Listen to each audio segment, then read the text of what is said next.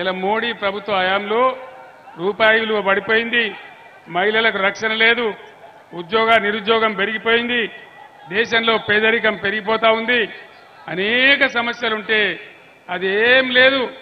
అక్షంతలు కలపాలి, తీర్థం పుచ్చుకోవాలి, పులిహోర ప్రసాదం తినాలి, ఊరేగింపులు తీయాలి. అంతేనా? ఈ అక్షింతలు, ఈ పులిహోర, ఈ తీర్థాలు, ఈ కాషాయ జెండాల ఊరేగింపు మన కడుపు నింపుతుందా? మన పొలాలకు నీళ్లు తెస్తుందా? ఇదే నరేంద్ర మోడీ ఏం చేసిండు? కేసీఆర్, నువ్వు తెలంగాణలో ప్రతి బోరుకు మీటర్ పెట్టాలి, పెట్టకపోతే నిన్ను దించేస్తా, నిన్ను వడగొడతా, నీ ఎమ్మెల్యేలను కొంటా, నీ రాష్ట్రానికి వచ్చే 25,000 కోట్ల రూపాయలు ఇయ్యా. ఇది బీజేపీ దందా. నేను అసెంబ్లీలో మాట్లాడలేదా? మీరు చూడలేదా? నేను చెప్పిన నరేంద్ర మోడీ గారు, నా తలకాయ దిగిపడ్డా సరే నా రాష్ట్రంలో ప్రజలకు కరెంటు కావాలి,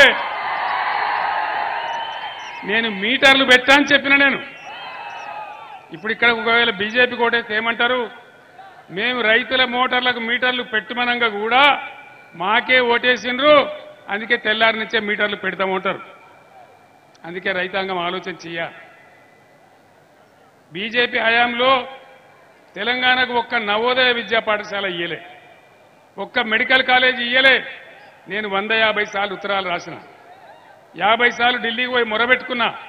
మేము కొత్తగా రాష్ట్రమైన మేము బతకాలి, 15 ఏళ్లు కొట్టాడి ఉద్యమం చేసినాం, కాబట్టి మాకు కావాలంటే ఒక్క నవోదయ పాఠశాల ఇయ్యలే. చట్టం ప్రకారం ఇచ్చే పరిస్థితి అయితే ఇవాళ శేఖర్ రెడ్డి గారి నాయకత్వంలో భువనగిరిలో ఎయిమ్స్ తెచ్చుకున్నామన్నాడు కొట్లాడి. బ్రహ్మాండంగా మనకిక్కడ నవోదయ పాఠశాల వచ్చేది భువనగిరిలో, కానీ బీజేపీ ఇయ్యలే. ఇవాళ బీజేపీ నుంచి పోటీ చేస్తే ఆయన ఆనాడు ఎంపీగా ఉన్నాడు. మరి ఇలా ఏం ముఖం పెట్టుకొని ఓట్లు అడుగుతా ఉన్నాడు? దయచేసి ఆలోచన చేయాలి, బుద్ధిగా ఓట్లేయడం కాదు. అదేవిధంగా మనకు రాగానే 7 మండలాలతో ఆంధ్రాకి ఇచ్చేసినాడు నరేంద్ర మోడీ.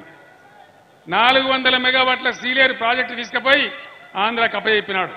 మన నోట్లో మన్ను కొట్టి ఆనాడు మనకు కరెంట్ షార్టేజ్ ఉంది, బాధపడతా ఉన్నాం, కొత్తగా రాష్ట్రమైనాం, కానీ నిర్దాక్షిణ్యంగా మనకి తీసుకొని పోయినాడు. కాబట్టి దయచేసి నేను మీ అందరినీ కోరుతా ఉన్నా, నరేంద్ర మోడీ లేకుండా, బీజేపీ లేకుండా ఇంకా ఏ ప్రభుత్వం ఉన్నా కేంద్రంలో మనకు బ్రహ్మాండంగా లాభం జరిగేది. తెలంగాణ భారీగా నష్టపడ్డదే భారతీయ జనతా పార్టీ కేంద్ర ప్రభుత్వం వల్ల. మళ్ళీ సిగ్గు లేకుండా వాళ్ళు ఏ విధంగా ఓట్లు అడుగుతున్నారో, ఏం మాట్లాడుతున్నారో మీరు ఆలోచన చేయాలి. ఆనాడు తప్పిపోయి ఓటేస్తే బీజేపీకి 4 ఎంపీలు గెలిచింది. అందులో ఒక ఆయన కేంద్ర మంత్రి అయిండు. ₹1 అనేది తెచ్చిర్రా వీళ్ళు, ₹1, ₹5 పనన్నా చేసిండ్రా? మరి ఇప్పుడు గెలిపిస్తే ఏం చేస్తారు? ఏమైనా చేస్తారా? ఏం లేదు. ఇక పసుపు కలప, బియ్యం కలప, అక్షింతలు కలప, ఊరూరికి వంచ, పులిహోర వండ, 10 మందికి పెట్ట, ఓట్లు దొబ్బ. అంతేనా? యువకులకు నేను ముఖ్యంగా మనవి చేస్తా ఉన్నా, మా వయసు మీరిపోతా ఉంది. ఈ తెలంగాణ మీది, భవిష్యత్తు మీది, ఈ రాష్ట్రాన్ని ముందుకు నడిపేది మీరు. ఏం జరుగుతా ఉంది ఈ పార్లమెంట్ ఎలక్షన్లో? ఎవరు గెలిస్తే ఈ రాష్ట్రానికి లాభం, ఎవరి వల్ల మనకు మేలు అనేది ఆలోచన చేసేయాలి. ఇక కాంగ్రెస్ పార్టీ తెలంగాణకు 1956 నుంచి ఇప్పటిదాకా మన శత్రువే కాంగ్రెస్ పార్టీ. ఉన్న తెలంగాణను ఊడగొట్టి ముంచిందే కాంగ్రెస్ పార్టీ. 58 ఏళ్లు గోసపడ్డం. భువనగిరి ప్రాంతం, ఆలేరు ప్రాంతం, జనగామ ప్రాంతం ఎంత గోసలో ఉండే. నీళ్ల వ్యాపారాలు ఉంటుండే, ట్యాంకర్లు ఉంటుండే, బిందెలు పట్టుకొని మోసుడు ఉంటుండే. ఎన్ని బాధలు అనుభవించడం. 58 ఏళ్లలో వలస పోవడం, పట్నం పోవడం, ఆటో నడుపుకోవడం, మన వ్యవసాయాలు మూలకు పెట్టడం, అనేక రకాలుగా బాధలు పడ్డాం. ఆనాడు ఎవరు లేకపోయినా, ఎవరు ధైర్యం చేయకపోయినా ఖచ్చితంగా ఈ తెలంగాణ బిగ్విక్తి కావాలి, ఇది సొంత రాష్ట్రం కావాలి, బ్రహ్మాండంగా ఉండాలని నేను ఒక్కని, నాతో పాటు జగదీష్ రెడ్డి లాంటి 10 మంది పిటికడ మంది మిత్రులతోని ఆనాడు ఎవడు లేకపోయినా మిమ్మల్ని నమ్ముకొని నేను ఉద్యమం ప్రారంభించిన.